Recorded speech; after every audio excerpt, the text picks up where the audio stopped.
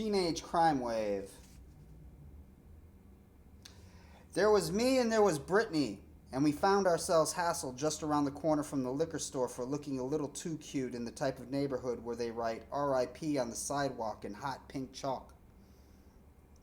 Cop A had me pressed against the cruiser, his right hand balls deep in my front pocket asking for sharp objects. He pulled out a box cutter and tossed it to the grass. Better be careful with that thing, he said. You go flashing that around here, you'll get your ass handed to you. These kids are crazy. He sort of had a point. Things were humid and a little screwy that summer.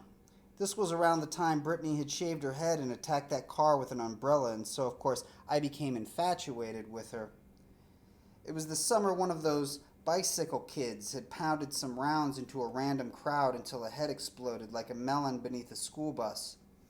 Just balls deep into puberty and permanently nailed like shooting fish in a puddle. Word in the neighborhood is that the shooting was supposed to be the video to accompany a song one of the suspects had recorded, the local paper read. But local news was not my department. Brittany had me drooling like a dunce in heat.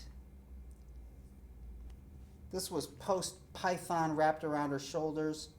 This was post-award ceremonial blonde-on-blonde action. Dubbed the mother of a variety of wrongs, juggling infants around the fast food drive-thru, we would stroll out to the bars in the evening where she would try to draw me into fights with boys that annoyed her. She would lock her keys in the house so I'd have to climb up through the balcony into the living room, where a poster of herself was pasted to the wall with sweat, and upon her sun-kissed belly I had scrawled, "The pure products of America go crazy," in hot pink marker. She had a cat that would eat a crumb from my thumb, and if the crumb wasn't there, the cat would bite the thumb. We had a video camera with night vision. There were flash bulbs all over the bodies, covered in lime Kool-Aid. Gangs of roving children on bicycles at night with video cameras and pistols jacking Johnson & Johnson for barbecue Fritos. Some kid named Justice, spelled Just Us, was mistook for someone else and wiped right off his bicycle by a pistol from the passenger side on his way home for supper. And, quote, the car rolled further down the street until they realized they were being followed, and they sprinted balls deep into curfew, bones sprouting upward fast like elevator cars, and the skin can't keep up. It tears like paper and flaps like window shades. Mom's busy, go show daddy.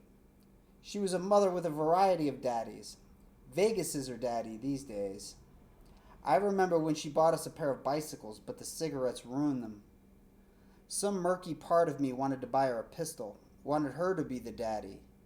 I had a fantasy where she became a star of a different sort, one who appears on television dressed in a black leather jacket and beret, presses the pistol to the neck of Jimmy Fallon. This is Britney Spears with a communication from the Popular Girls Front. We declare that there is no justice at the discotheque, no change within the broadcasting system. We demand that art be freed of commercial culpability, that the paparazzi be used for purposes of propaganda. Boredom is hereby declared a capital offense. Every teenager will be considered independent of the thoughtless acceptance of misdirection, the violence of banality, and vice versa.